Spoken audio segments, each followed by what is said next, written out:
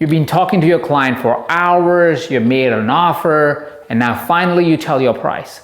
And your client goes, "That's a little expensive," or "Your price is too high, I don't think I can afford it." You may have one of two responses. One might be, you, or you could be a kinder person and you might go, "Oh, let me discount some for you. Maybe my service is not worth it. Maybe I'm not enough. Maybe I'm not a good coach after all." Well, neither of them needs to be true. You actually can take a little bit deeper dive and understand why your client said something like the price is too high, and also work with them to really help them see the value of the entire product or service so they can finally accept the price you might have. One of the reasons why a client would say that is because they have seen other pricing in the market. So they're directly comparing you to another price point in the market. There might be another coach they spoke to, another program they might have seen online, and they're going, "Well, that program costs that much, this one costs this much, this one's too expensive. Probably this is not the amount of money I want to spend on this." The second reason then they would say a price is too high or it's too expensive is because they might go, "I don't know what the pricing in the market is, it just feels too high." So they have no market context, they have no market research, and they simply think that anything is just too expensive. And because they have no context and the money amount seems like a little bit bigger to them based on their own money mindset and their own abundance levels. The third reason why they might say the price is too high is because they are unaware of the return of investment that they would get. They are unaware what is the value that they generate. They're not clear on it as to what's the value that I generate when I make this investment, irrespective of the volume of investment. Another reason why this happens is because they're unaware of what are they going to get out of it. They just haven't really taken a deep dive or a clear understanding of what their goals are, what the goal is that they would want to achieve. And so because it's a goal-less setting, they sometimes would go, "Oh, the price is too high because, like, what am I getting out of this?" So they're not clear on their goals, they're not driven towards their goals, and that's why they think the price is too high.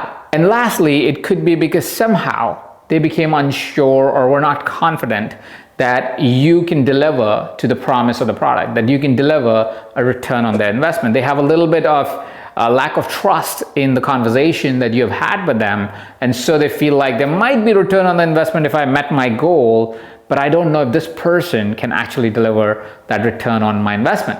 So these are commonly the reasons why somebody would say the price is too high, the product is too expensive, and so on and so forth. So let's tackle this. And a great way to tackle this is to stay in the conversation without feeling threatened, discouraged, or concerned that this client will not convert. Curiosity is one of the greatest tools that you would have for enrollment. The more curious you get, the more interested you are, the more likely it is that you would discover what's really happening, which allows you to tackle what's really happening and helps you resolve what's really happening. Now, depending on different scenarios, I'm going to give you some questions that will open up this conversation further so you can turn this is too expensive to this is the right price and the right product for me. The first hypothesis alludes to the idea of if they're comparing yourself to somebody else in the market or just don't know the pricing of the market. You would ask a question something like, what is more important to you, the speed of results or the price of results? It's more likely than not that anybody who's interested enough in their results want it speedily. When was the last time that you met somebody who wanted to lose weight over 10 years? Or wanted to grow their business in 25 years? Or fix their relationship in about 18 years? That's not how we think. That's not what we sign up for. Even in a setting where the goals may not feel life-threatening, most of us want to chase them and achieve them as quickly as we can. That is how we get gratified as human beings. So when you frame a question or you bring forward the conversation of what's more important, speed of results or price of results, it forces them to rethink on what they're even talking about when they talk about the price of your product. Because what you're offering is speed by default. You're a coach. Any coach speeds up the process of personal, business, health growth. And because of that, you are defaulting to saying, I am a speedier delivery that I offer to my clients. This is the same thing that would happen if they were comparing you to the marketplace, is where you would say, would you rather work with someone that can get you results faster, or would you rather work with someone that would just be cheaper? More likely than not, they would want to work with someone that gets them result faster. And that's exactly what you offer. Now, sometimes if speed is not what you offer, maybe it's the experience.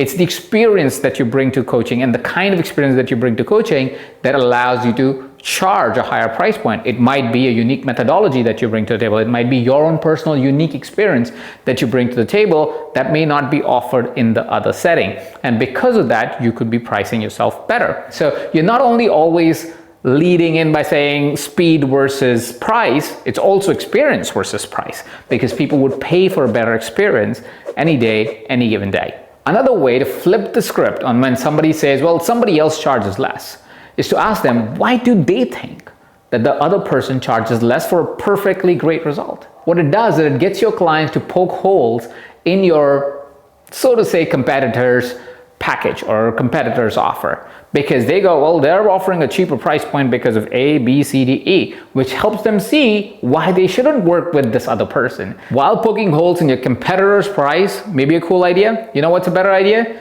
Is to help them see why you are the better option and the right price point option. Instead of simply stating that you charge X dollars for Y results, ask them, why do you think people pay me X dollars to get them Y results? What do you think could be the reason? The reason why you ask this question is when you flip the script this way, now your client or potential client is starting to ponder as to why is it that the clients are paying you that top dollar. Maybe because you're better, maybe because you're kinder, maybe because you're more informed, maybe you have better experience, maybe you've gotten better results. Whatever it might be, they have to discover within themselves. And if they don't know the answer, they give you an opportunity saying, I don't know why. Can you tell me? And this puts you in a position to be able to share why you are a better priced coach. Why is it that people would pay you top dollars? Now, this is if you're comparative pricing and you're being in the marketplace and you're trying to flip the script and understanding that don't compare me to the market, I'm somebody different. But sometimes, like we said, it's not about the marketplace. It's nothing to do with that. It's mostly to do with lack of clarity towards what's the value of results that the client places on itself, which is why you should ask that question. You could say, hey, what's the value of the results that we just talked about that you could have by working with me? What's the value that you place on that? What would be a dollar amount if you had to? Say if a person's coming to you for business coaching, you go, well, my business will go from 1 million to 5 million. And let's say your pricing was $50,000. Well, 1 million to 5 million, if that's the value of result, you're gonna earn $4 million more. Hypothetically, $50,000 is nothing compared to $4 million. So suddenly you flip the script on understanding that the value of return is so much higher versus the price that you're charging. It's the same when it comes to life coaching or health coaching. Often people think you cannot place a number or value towards life and health results, but you can. And you can relate it to direct physical experience that a person has when they have certain results in their life. It's been proven by researchers that if you are overweight, you tend to earn less money. Definitely overweight. If you are marginally obese, you still tend to earn less money, except for if you're from, I think, middle class. But if you're a particular weight or a particular fitness level, you tend to work harder or work smarter because your cognitive abilities go up, and hence you make more money. And it's not only related to health. You can look at it from relationship perspective, from life and motivation perspective. More motivated people tend to make more money. People in healthier relationship tend to make more money. And because of those things, you can directly correlate their physical experience to the change that you will help them bring in their life. In any type of coaching setting, a person makes more money if they work with a coach. That's actually, that are also being proven through research, is that more high performers have coaches, and hence they tend to make more money. And so that's where you can lean them back into understanding that there's a value associated to the result if they are not able to see it. And as you define their return on investment, they can now see how much more return they have on the investment versus the investment, which might be just 5 or 10% of the total recovery that they would have, or return that they would have over the course of 6 months to a year. Another thing to bring attention to their goals, so we know that they have clarity of goal and they have clarity of them achieving the goal, is to ask them, what is it that it would mean for you if you achieve the goal? Because sometimes they may state a goal, but they actually don't have a meaning associated with it, and so they actually are not so attached to achieving the goal. And if they're not attached to achieving the goal, if they're not driven to achieve the goal, it's unlikely they will commit to an investment to a goal that they don't care about. So help them see the value of the goal achieved. Help them find out if this goal is valuable or not. And if it is not valuable, you know why they are saying that you are expensive. It has nothing to do with you, everything to do with the value they place on the goal. So many times as a coach have I done this, where I have offered a result to a client based on our conversations, understanding their hidden challenges, because I could see them as I was coaching them. I was like, oh, we'll work on your team. And they would go, oh no, this is too expensive to work on the team. And the moment I would flip the script and I would say, oh, we'll increase revenue by this much, because that's more important to you, they would go, oh yes, I will sign up for this coaching package, absolutely. And guess what we work on? Their team, because that's how you increase revenue for the company. It's the same way anything works. A lot of times you as a coach will see exactly the problem there is. And at the same point of time, if you tell your client that's the problem, they'll go, no, that's not the problem. I need this, I need that. Talk to what they feel valuable. Speak to what they feel valuable. Propose what they feel valuable. And then you can always work with them to be able to create that result as a holistic change in their business, in their life, in their health, in their well-being, whatever that is that you're focused on. And lastly, is if they don't believe that you can create that result. They want the result. They know there's tremendous amount of value in the result. They believe in coaching. They just don't know if you can be that coach. Here's something that you can offer as a question to flip that script. What if I guaranteed you results?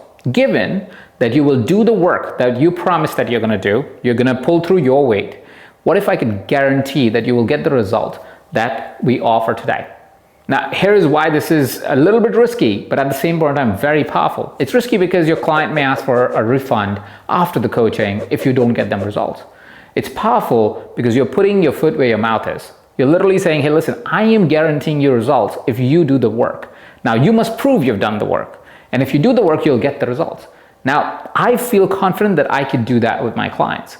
But it is for you to discover if you're confident enough to say, I'm going to do this, and I'm going to put that money aside until the contract is over so I can return them the money in case I fail. But if you're open to taking that leap of faith, operating from that level of confidence and reaching out to your client and say, hey, listen, I'll guarantee you results till the time you do the work and we are able to track that you're doing the work. I would love to be able to work with you so I can get you that result, and I guarantee you will get it. That is so powerful and would be so much easier for your client to say yes to that. Let's say even after all these conversations, your client says, no. Go ahead, click on the next video so you can see how you can turn a no into a yes.